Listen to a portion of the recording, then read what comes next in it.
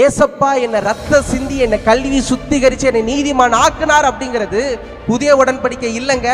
நீங்க பழைய உடன்படிக்கையின்படி நீங்கள் சுத்தமாக்கப்பட்டுட்டீங்க. புதிய உடன்படிக்கைன்னா என்ன தெரியுங்களா? பாவங்களே என்னலையா. இந்த தில் எத்தனை பேருக்கு இருக்கு? ரத்தம் நாங்க சிந்தப்பட்டிருக்கிறதுனால இங்க ஒரு மன்னிப்பு உண்டா இருக்குதுங்கிறது கூட நம்மளால இப்ப ஏத்துக்க முடியும். ஆனா பிள்ளை தூரத்துல வரும்போது எதுவுமே எதிர்பார்க்காம எதுவுமே பலி செலுத்தாம அப்படியே கட்டி பிடிச்சாருல, இது எந்த நீதி? இது நியாயப்பிரமாணத்தின் நீதியா? இல்லையே, இது அப்பாவோட நீதி. இதான் சீட்கணும். The Lord my righteousness. என் பிள்ளை அதான் நீதி, அதுதான் உன்னுடைய நீதி. சொல்லுவது புரியுதா புரியலையா? ஆண்டவர் பாத்தீங்களா, வா என்ன நியாயப்பிரமாணத்தின்படி என்ன பரிசுத்தமாக்கிட்டாரு, பிள்ளைக்குரிய நீதியிலே என்ன பரிசுத்தமாக்கிட்டாருங்க. உன்னை எந்த விதத்திலும் உன்னை பாவினே சொல்ல முடியாத அளவுக்கு உன்னை என் தேவன் பரிசுத்தப்படுத்தி விட்டார்.